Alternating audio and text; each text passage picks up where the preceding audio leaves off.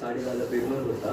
10:30 paper मी होता. उशीर झालो क्लासमध्ये पोहोचायला. मी 11 वाजता पोहोचलो. 11 वाजता आले का? 11 वाजता गेलो. मग त्याच्यानंतर मी सगळ्या क्लासमध्ये बघितलं तेव्हा पेपर चालू होते. बरोबर. तर जेव्हा मी माझ्या क्लासरूम मध्ये पोहोचलो तेव्हा पेपरचा माझा टायमिंग काय होता तुझा? 10:30 वाजता. 10:30 वाजता. मी तू 11ला पोहोचला. 11ला पोहोचलो. बरं. त्याच्यानंतर मी 11ला जेव्हा पोहोचलो बाकी सगळे क्लासरूम मध्ये पेपर चालू पेपर झाले. चालू झाले. जेव्हा मी माझे 10:30 चालू झाले. 10:30. आमच्याच क्लासमध्ये फक्त पेपर आलेच नव्हते. बरोबर. सगळे महाराजांच्या कृपेने तुझ्याच क्लास हा पेपर नव्हते आले. मग मला 11:53ला पेपर भेटला. पेपर भेटला आणि मग तो व्यवस्थित लिहिला. मला महाराजांच्या 2 पर्यंत टाइम भेटला. महाराजांची कृपा ना जिथे 10:30 तुला पेपर मिळणार होता आणि तू लेट आला असता तर तुला तिथे बसून दिलं हो, नसतं. 1 तास राहिला असतं माझ्यासाठी ते. आणि तो पेपर न्यायला वेळ पुरला नसता. हो, तर पेपर उशीर आल्यामुळे तुला 2 तास मिळाले.